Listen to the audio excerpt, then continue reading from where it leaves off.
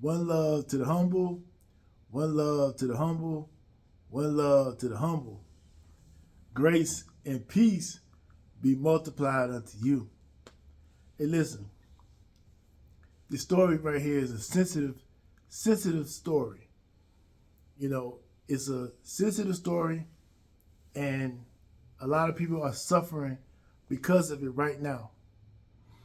And what we're talking about is out here in Cincinnati, out there in Cincinnati, where four males, four black males, stole a car. Upon stealing the car, allegedly, let me make sure I make this clear. Four black men allegedly stole a car.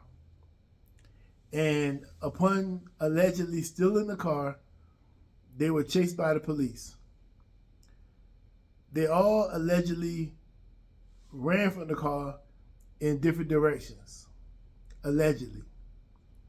And they were all chased.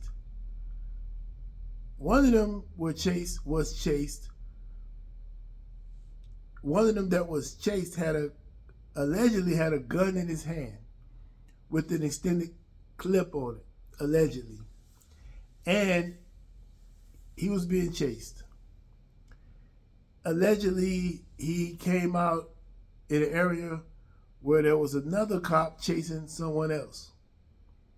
And the cop yelled to the other cop that this person was moving in his direction. And when he saw the person running towards him, allegedly, he saw him with the gun in his hand. And as he saw the gun in his hand, the guy was running to the black male who had allegedly stole the car, was running towards him with the gun in his hand. And he did what he did, and he pulled the trigger and shot him about 4 times, which ultimately took the life of the black male. The very next day, the black male who was unalived by the cops, his father took it upon himself to go after a policeman, a random policeman.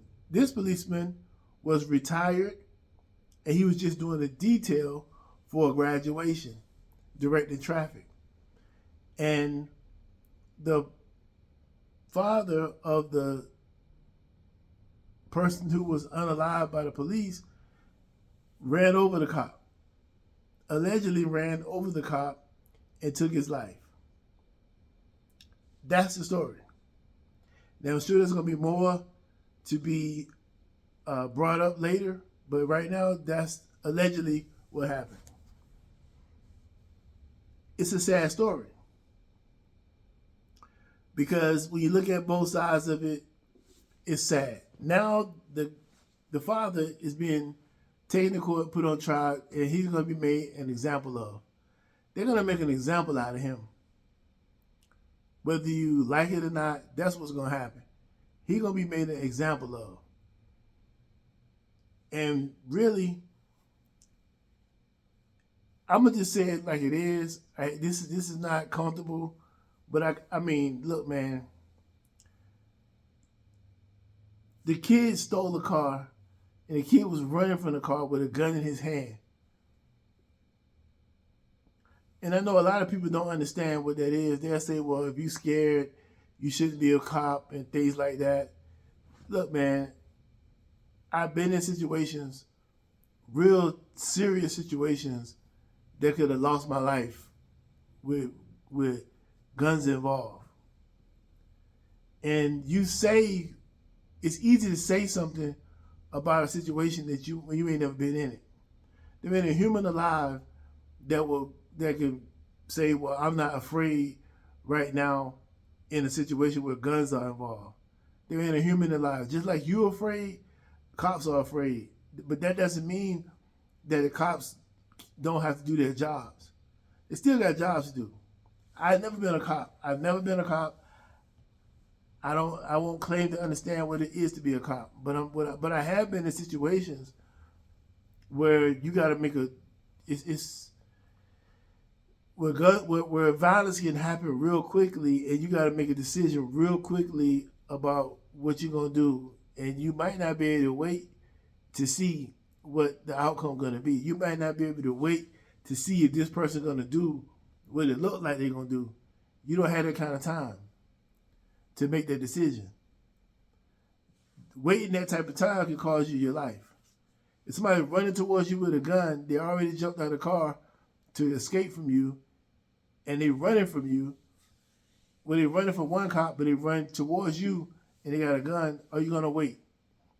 Will you wait to see if they're gonna shoot you before you shoot first? What are you gonna do? But see, a lot of black people don't understand that, and they're going to automatically. This is what I be talking about when I say black people are easily brainwashed and easily convinced into the group mindset. This is why I made that video yesterday. This is why I said that. Because this is a prime example of that. Nobody has thought about the logical answer. Everybody's speaking from emotions. Because we've been convinced of something that we know nothing about. And we got this ongoing war with the police, when the police is what black people really need because of the crime and the craziness that's going on inside the black community. But the black people hate police. And this incident right here was just what I was talking about yesterday. And it shows the mindset of a lot of black people. They can't separate emotions from logic. And they'll call this cop a coward to say he just shot him for nothing. See, you can shoot an unarmed black man and people be in an uproar. This person actually had a gun in their hand and people still in an uproar. So that shows you it's not about the guns that black people are worried about. It's not about the guns. It's not about being unarmed. It's not about any of that. That ain't what the argument is with black people. But think about the situation. If that was you, if you standing there and you know the history of the streets, you know how the streets do, especially with us as black people, you know what we were willing to do. And you've been on the force 24 years or so, and you have many experiences. You see many of your colleagues die in the line of fire behind a simple mistake of waiting too long to do something. You've seen it. What are you going to do? You going to just die? You going to let them shoot you? I mean, they got a gun in their hand. Anybody who ever been around people with guns in their hand and they coming at you and they don't like you, it's not a pretty sight. You don't sit there and just say, oh, it's going to be all right. No, you got to act. I guess people just thought the cops supposed to just stand there and take it. Just take the shot. Take losing your life. Just take it. And now that's not the case. This man decided he was going to take the law in his own hands, and he's going to take somebody's life that they had nothing to do with his son's life being taken. He took an innocent cop that had retired from the force that was just doing the detail. He took him out because his son got taken out. You got to get your heart, soul, and mind right to deal with these type of situations. When your son is out here in the streets, running the streets, doing street activity, and then the chickens come home to roost, you can't really, what can you really say about that? Well, black people can say a lot, and they're saying a lot. They're upset that this happened to this black man. They call him a hero because he took a cop's life. This is the condition of our community. And he took an innocent cop. But our community say that's, a lot of people in our community say it's okay, it's justified. You really think that's justified? Took a man's life for something he had nothing to do with? A retired man at the school, making sure everybody moved back and forth through the school, exiting school the right way? You think that's okay? Where your heart at if you believe that that's okay? And you know what's funny? It was a time where I would have been okay with it. It was a time before I became the man that I am right now. I was 100% all about it. I was pro-black. Wasn't nobody more pro-black than me. Wasn't nobody more all about it than me. But I've grown up to realize that that's not the way to go. Now, this man got to go to prison. Most likely for the rest of his life. They're going to make an example out of him. I don't think y'all understand. You're not going to do something to police and think that you're going to just get a slap on the wrist. They're going to do you in. Big time. For something like this that he did not have to do. And one thing about people is they don't let their time to be wasted. You know what your son was into. I don't understand how black people can support this, knowing maybe they don't know all the info. Maybe they haven't seen what it is. But we live around this all the time. This is our lifestyle. This is our community. People doing this kind of activity. We celebrate it. We celebrate this type of activity like it's something good. Instead of dealing with the root cause of the problem. The root cause of our problem is not the police. It's not us not being hard enough on the children to keep them in order. We can't just give free reign and let them do what they want. There's no reason why this young kid should have been running around with a gun and in a stolen car. It should never been happening.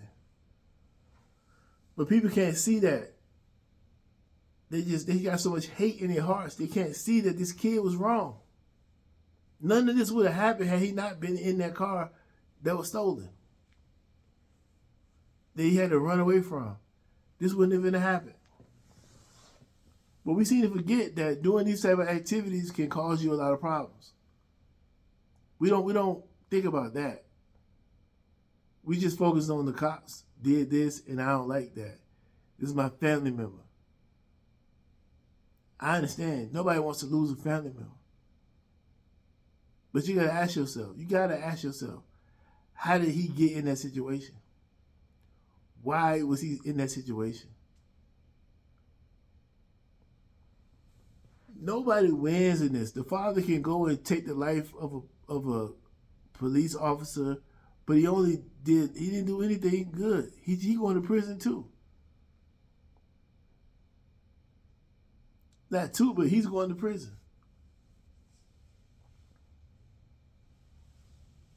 And this is getting celebrated and everybody's showing love. Like, this is a lovely thing.